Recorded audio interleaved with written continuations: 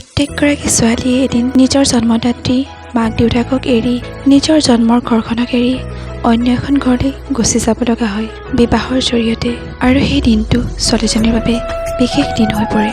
তাৰ পাছতেই অন্য এটা বিশেষ দিন আহে, যিদিনা তেওঁ মাতৃত্বৰ সৌভাগ্য লাভ কৰে।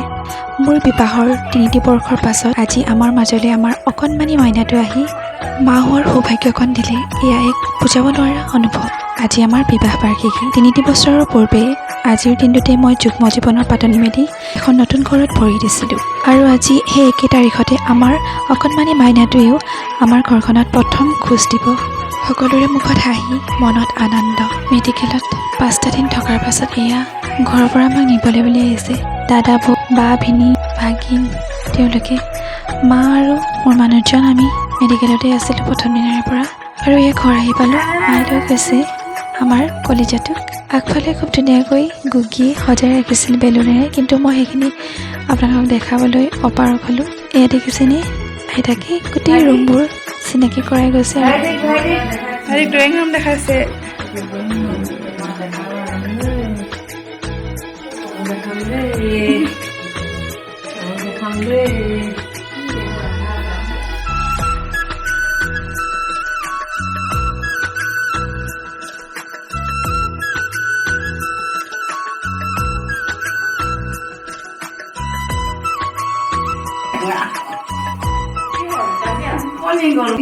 যেতিয়া ক্লিপখিনি ভিডিঅ' কৰিছ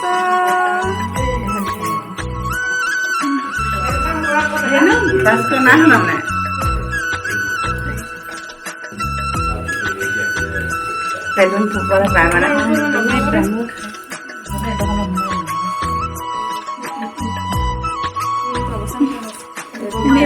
বৰ্তা এতিয়া বেলুন পেলাই থৈছে। হেৰি খেলিলে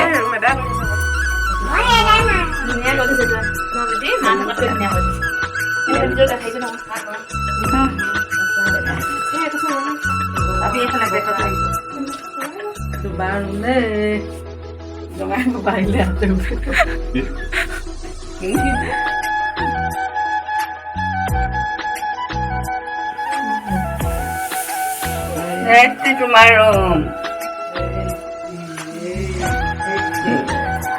সজাই দিছা।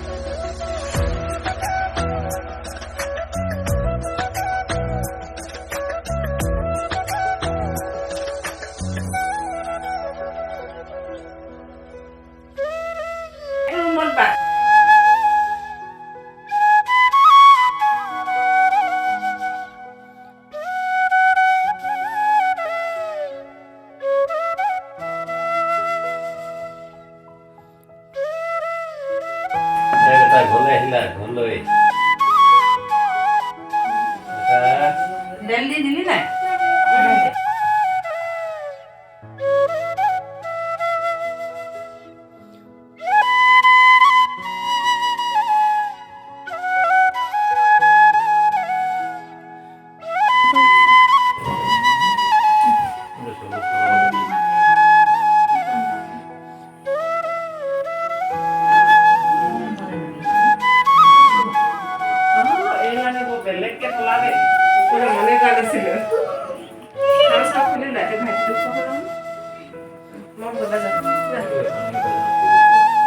ডাবটো দি দিয়া ন আছে ন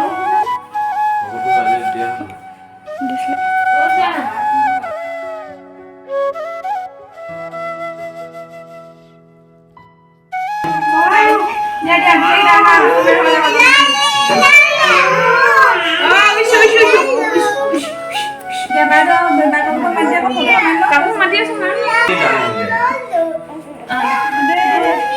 আকৌ বতা আনা বেটা বতা আহা আকৌ বতা এইফালে আহা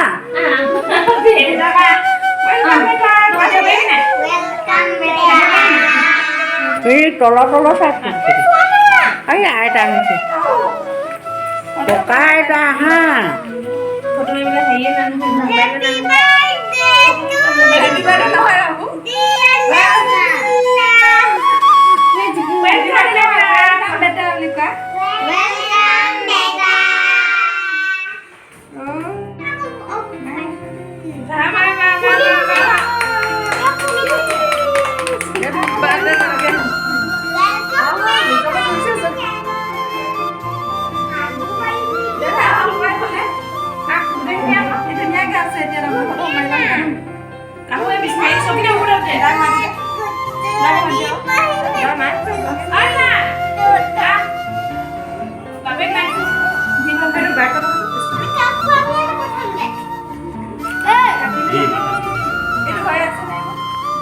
এইটো হৈ আছে ভিডিঅ' বন্ধ কৰোঁ হৈ আছে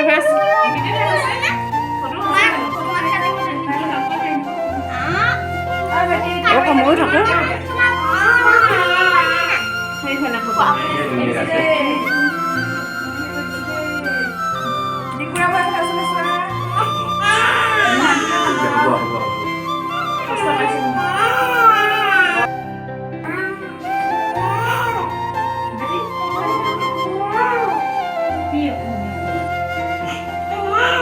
যিহেতু ডিব্ৰুগড়ৰ পৰা নাহৰকটীয়ালৈকে গাড়ীত অহা অকণমানি মাইনাটো অকণমান হ'লেও কষ্ট পায় আৰু লগতে প্ৰথম দিনাই পৰিৱেশটো সলনি হৈছে, গতিকে তাক আৰু আমনি নিদিলোঁ।